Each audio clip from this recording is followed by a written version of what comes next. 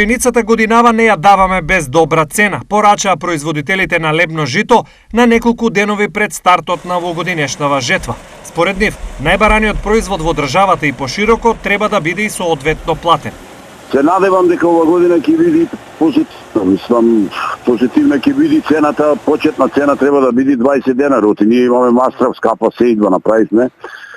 И се надевам дека ќе биде цената добра, почетна цена, а и ќе ја чуваме. Мислам, тоа е најнормално, треба веќе да се чува пченицата, која ќе има потреба, мислам, тогаш ќе се барат, па тогаш ќе се пазариме. Во просек во Македонија се произведуваат околу 80.000 тони пченица, додека потребите се над 100.000. Ова значи дека земјоделците може да се надеваат на целосен откуп, имајќи предвид дека светот се соочува со недостиг на пченица. За разлика од претходните години, оваа се очекува добра жетва и враќање на нивото на некогашните приноси. Приносот за последните дождови нешто се врати во нормала, мислам по хектар ќе имаме негде околу 4,5 до 5 тона, негде може да има и 6 тона, негде ќе има и 3,5 тона.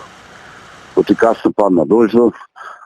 Приносот тоа ќе види. Ова првенствено е резултат на поволните климатски услови, објаснуваат агрометеоролозите. Од она што го забележуваме на терен и од сегашните временски прилики, можам да кажам дека може да се очекува позитивен ефект кај производството на земјоделски култури. Со заладувањето и дождовите културите се освежија, освен онаму каде што има штети од невремето и од градот. Но генерално очекуваме подобар род годинава и кај јачменот и кај пченицата, па и кај сунчогледот. Вели Ангелко Ангелески, агрометеоролог при управата за хидрометеоролошки работи.